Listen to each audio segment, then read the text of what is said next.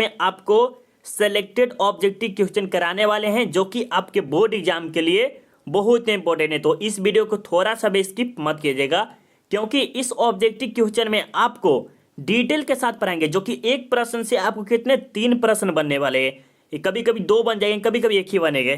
तो ये आपके लिए बहुत ही इंपॉर्टेंट वीडियो है, तो इस वीडियो को थोड़ा सा भी स्किप मत कीजिएगा। अब चलिए हम यहाँ से स्टार्ट करते हैं। उससे पहले मेरे दोस्त एक बात और समझिए, अभी तक आपने चैप्टर 3 का फुल एक्सप्लेनेशन वाला वीडियो नहीं देखे एनसीईआरटी के द्वारा, तो वो जाके जरूर देखिएगा। उसके बाद आपको सब्जेक्टिव क्वेश्चन कराया गया चैप्टर 3 का, तो जाके जरूर देखिएगा, जिसका लिंक आपको आई बटन में या तो वीडियो के डिस्क्रिप्शन में हिस्ट्री प्लेलिस्ट मिलेगा। अगर इस प्रकार आप देखते हैं तो बोर्ड एग्जाम में आपको 450 नंबर लाने से कोई भी नहीं रोक सकता। तो चलिए अब यहाँ से हम ऑब्जेक्टिव स्टार्ट करते हैं। यहाँ पर क्या लिखा है 1 नंबर प्रश्न में कि महाभारत की रचना किस भाषा में हुई थी। ये जो महाभारत है इसकी रचना जो है हमारे किस भाषा में हुई थी। हम थोड़ा सा कलर चेंज कर लेते हैं, क्योंकि कलर चेंज रहेगा तो आपके लिए देखने में भी थोड़ा सा अच्छा लगेगा। तो फटाफट बताइए कि महाभारत की रचना किस भाषा में।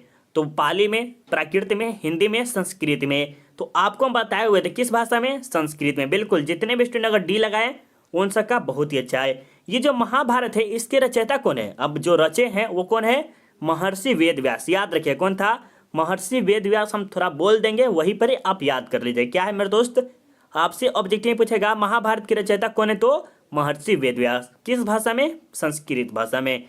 अब चलिए 2 नंबर में देखते हैं, पुराणों की संख्या कितनी है। जो पुराणों की संख्या है वो हमारे 16 है, 17 है, 18 है या 19 है।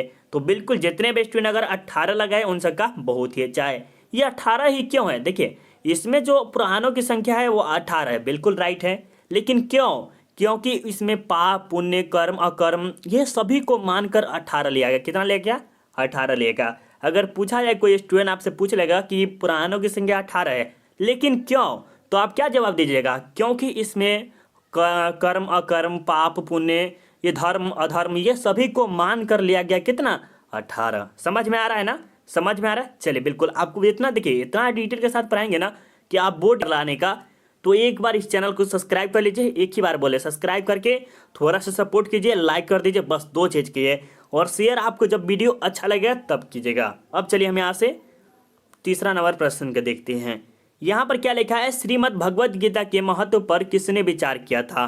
तो ये जो हमारे है श्रीमद् भगवद गीता, जो कि महाभारत का ही एक अंश है, तो ये क्या है, किसने किया था, तो महात्मा गांधी, विवेकानंद, बाल गंगाधर तिलक या इनमें से कोई नहीं। तो फटाफट बताइए, बहुत अच्छा। जितने भी स्टूडेंट अगर डी लगा है उन सबका बहुत ही अच्छा है। चलिए आगे चलते हैं। ये बताइएगा मनुस्मृति के रचयिता कौन है। मनुस्मृति के रचयिता कौन है, तो ये हमारे मनु है। कौन है मेरे दोस्त, मनु है। आपसे ये पूछा जा सकता है कि ये महाभारत है, ठीक है, ये महाभारत हो गया, ठीक है, जो कि आपको पहले बताए। देखिए यहाँ पर देखिए पहले बता रहे हैं, एक बार प्रश्न आपको देखिए, ये जो महाभारत के रचयिता है महर्षि वेदव्यास है, ठीक है, ये प्रश्न हो गया। और यहाँ पर देखिए थोड़ा सा और इसमें ज़्यादा खासकर आपको समझा देते हैं। मनुस्मृति के रचयिता कौन है, मनु है। और ये महाभारत के रचयिता है ये रामायण के, रामायण कौन है मेरे दोस्त, या लिखने में उजा नहीं रहे, बहुत अच्छा नहीं हो रहा है, बट आपको ऐसे ही समझ में आ गया होगा। वाल्मीकि जो है वो हमारे रामायण के, और वेद व्यास किसके हैं, महाभारत के, और मनु जी जो किसके हैं, तो मनुस्मृति के। मनुस्मृति में कितने प्रकार के विवाह का वर्णन किया गया, तो 8 प्रकार के, जो कि मैं आपको 8 प्रकार का नाम भी बताए हुए। कब, जब आपको प्रश्न उत्तर कराए थे तब, और फुल एक्सप्लेनेशन भी पढ़ाए थे। तो जाके जरूर देखिएगा, जिसका लिंक आपको वीडियो के डिस्क्रिप्शन में मिलेगा, हिस्ट्री प्लेलिस्ट, ठीक है। यहाँ पर देखिए क्या नंबर है, 8 नंबर। मनुस्मृति में कितने प्रकार का विवाह का उल्लेख किया गया है। ये प्रश्न तो आप गलत नहीं कर सकते, 100% आप इसका राइट आंसर दीजिए, मुझे पता है। तो बिल्कुल जितने भी स्टूडेंट अगर सी लगाए उन सबका बहुत ही अच्छा है। कितना है, 8 है, सही है ना मेरे दोस्त। चलिए अब दिनों तक चला था ये जो 15 दिन, 16 दिन, 17 दिन, 18 दिन, ये जो प्रश्न है कम से कम मेरे दोस्त 4 साल 5 साल से 4 से 5 साल पूछा गया लगातार। ये प्रश्न कहा जाए तो ये ऐसा प्रश्न है। तो ये जो हमारे है 18 दिन तक चले, कितने, 18 दिन तक चले हैं, याद रखिएगा 18 दिन चले। और किसके किसके बीच में चले थे ये आप बताइएगा फटाफट, क्योंकि आपको जब हम प्रश्न उत्तर करवाए थे तब आपको बताए थे। तो ये जो है 18 दिन चला था, तो ये कौरव और पांडवों के बीच में चला था। किसके, कौरव और पांडवों के बीच में। चलिए 7 नंबर में देखिए, महाभारत किसने लिखा। महाभारत जो है आपको बताया है किसने लिखा था, तो ये हमारे वेद व्यास जी ने लिखा था। ठीक है, बहुत अच्छा। किसने लिखा था मेरे दोस्त? महर्षि वेद व्यास, या सीधे वेद व्यास भी कह सकते हैं। मनु जी है, मनु स्मृति के, वाल्मीकि हो गए रामायण के, कौटिल्य जो हो गए हमारे अर्थशास्त्र के। याद रखिएगा ये जो कौटिल्य है अर्थशास्त्र के रचयिता है। किसके? अर्थशास्त्र के। या तो विष्णुगुप्त भी कह सकते हैं। चलिए अब आगे देखिए यहाँ पर क्या कह रहा है 8 नंबर प्रश्न में कि महाभारत और पुराण में मथुरा के शासक वंश को क्या कहा जाता है? मथुरा के याद शासक को क्या कहा जाता था? यदु कहा जाता है। क्या कहता है? यदु कहा जाता है। तो बिल्कुल मेरे दोस्त बी वाले का बिल्कुल ही राइट आंसर है। चले 9 नंबर प्रश्न में क्या करा है? प्राचीन भारत के महाकाव्य का नाम क्या है? प्राचीन भारत के महाकाव्य का नाम क्या है? महाकाव्य का नाम क्या है? आपके महाभारत है, ऋग्वेद है, मनुस्मृति है, या इनमें से कोई नहीं है? तो 9 नंबर प्रश्न का राइट आंसर क्या होगा?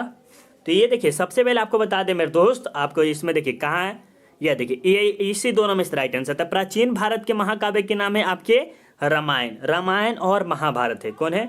सॉरी ये महाभारत है। रामायण और महाभारत है, याद रखिएगा। प्राचीन जो कितने हैं? 2 है। प्राचीन महाकाव्य कितने? 2 है। कौन कौन? महाभारत और रामायण। चलिए आगे चलते। रामायण की रचना किसने की था? तो ये जो हम आपको बताया कि वाल्मीकि जी ने किया था। बिल्कुल बी वाले का लॉक कर दिया जाए। दुर्योधन की माँ कौन थी? दुर्योधन की जो माँ थी वह कौन थी मेरे दोस्त? कौन थी? बताइए फटाफट। दुर्योधन की माँ कौन थी? तो ये हमारी थी गंधारी थी। बिल्कुल बिल्कुल बिल्कुल। अब पति कौन था दुर्योधन के? दुर्योधन के धृतराष्ट्र था। कौन थे? जो कि शकुनी थे। आपको ये सब समझाए हुए बहुत अच्छा से। दुर्योधन की ओर से कौरव पांडव युद्ध में शामिल थे। ये आपका 12 नंबर प्रश्न का उत्तर। देखते हैं सबसे पहले कौन स्टूडेंट देते हैं। हार्ड प्रश्न है लेकिन के देते हैं उसका हम देखेंगे कौन स्टूडेंट देगा। चलिए भीम की पत्नी कौन थी? भीम की जो पत्नी थी वो हमारी कौन थी? द्रौपदी, गंधारी, हिडिंबा, अंबा। तो ये जो हमारी थी भीम की पत्नी थी वो हमारी हिडिंबा थी। सी वाले का बिल्कुल ही राइट आंसर है। चलिए युद्ध भूमि में अर्जुन के सामने की सेना कौन था? अर्जुन के सामने जो थे हमारे मेरे दोस्त वो कौन थे? और श्री कृष्ण के सामने कौन थे ये भी बता दीजिएगा। ये द्रोणाचार्य थे, भीष्म पितामह थे, दुर्योधन थे, या उपयुक्त में से कोई नहीं, या उपयुक्त में से सभी। 14 नंबर प्रश्न का फटाफट देखिए। तो ये जो हमारे थे ये सभी के सभी थे। किसकी ओर से? ये अर्जुन की तरफ से। तो ये दुर्योधन भी थे, भीष्म पितामह थी, द्रोणाचार्य भी थे, और ये सभी। मतलब कि डी इसका बिल्कुल ही राइट आंसर है। चलिए आगे चले। गीता में उपदेश दिया गया। गीता जो आप पढ़े, अगर नहीं पढ़े तो अच्छी बात है, पढ़े तो अच्छी बात है, नहीं पढ़े तो अच्छी बात है, क्योंकि जो पहले के जमाने थे वो पढ़ते थे। कर्म करो, भविष्य की चिंता मत करो, कर्म फल हमारे हाथ नहीं है। उपयुक्त में से सभी। सही बात है कि कर्म कीजिए, आप चिंता मत कीजिए कि आपका रिजल्ट क्या आएगा। कर्म फल हमारे हाथ में नहीं है, वह दूसरे के हाथ में है। लेकिन कभी कभी कर्म फल अपने हाथ में रहता है, क्योंकि आप जितना बड़ा मेहनत कीजिएगा ना उतना ही बड़े आपको सफलता भी मिलेगा।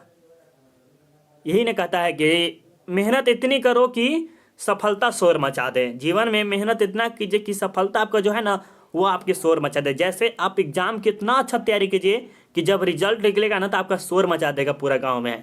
ठीक है। चलिए निम्न में से किस संत ने गीता पर टीका मराठी में लिखा था?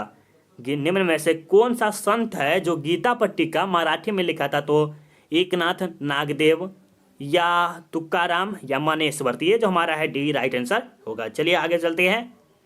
अब चलिए यहाँ पर 17 नंबर प्रश्न में क्या करा है? थोड़ा सा गर्मी कुछ ज़्यादा है, ठीक है, तो गर्मी में थोड़ा समझते हैं कि एक रूम में बंद होकर वीडियो बनाना कितना मुश्किल काम होता होगा, सिर्फ मोबाइल से, वो भी लैपटॉप नहीं है। समझिए कितना हो सकता है कठिन। 17 नंबर प्रश्न में देखिए, क्षत्रिय शब्द का साहित्यिक अर्थ होता है। साहित्यिक अर्थ जो होता है वो हमारे कहते हैं राजा होता है, लारक होता है, रक्षस होगा, या राजा या क्षेत्र पर आधारित अधिकार होना। तो ये जो हमारा बिल्कुल राइट आंसर मेरे दोस्त, राज्य या क्षेत्र पर अधिकार होना, मतलब किसी राज्य या क्षेत्र पर अधिकार करना, यही कहलाता है। गंगा पुत्र किसे कहा जाता है? ये जो गंगा पुत्र है वो हमारे किसे कहा जाता है मेरे दोस्त? अर्जुन को, विदुर को, भीष्म को, पांडु को। तो ये जो गंगा पुत्र है वह किसे कहा जाता है? 18 नंबर प्रश्न का फटाफट कमेंट कर दीजिए।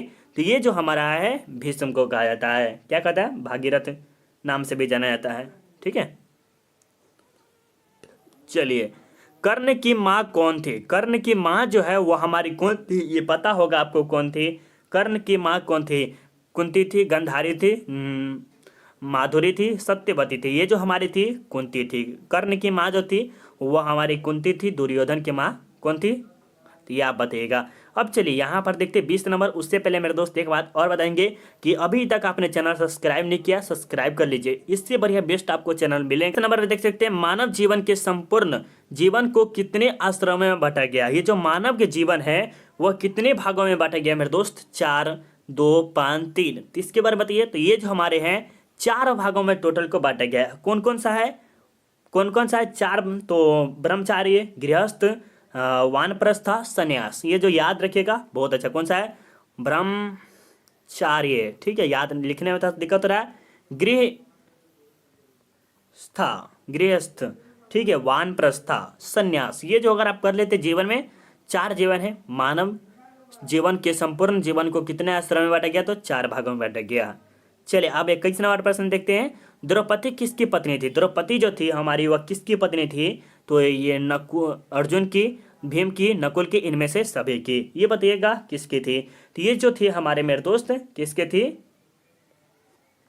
तो ये सभी की पत्नी थी। ये जो द्रौपदी थी वह हमारी सभी की पत्नी थी, क्योंकि वो 5 पांडवों के पत्नी थी। मतलब 5 पांडव भाई थे ना, तो उसकी ये पत्नी थी। कौन? द्रौपदी। और इसका एक और नाम है सहदेव। सहदेव, ठीक है, इसका एक और भाई था। इसमें अर्जुन हो गया, भीम हो गया, नकुल हो गया, और ये सहदेव भी था। ठीक है, तो ये 5 भाई थे, तो 5 भाई से शादी की हुई थी।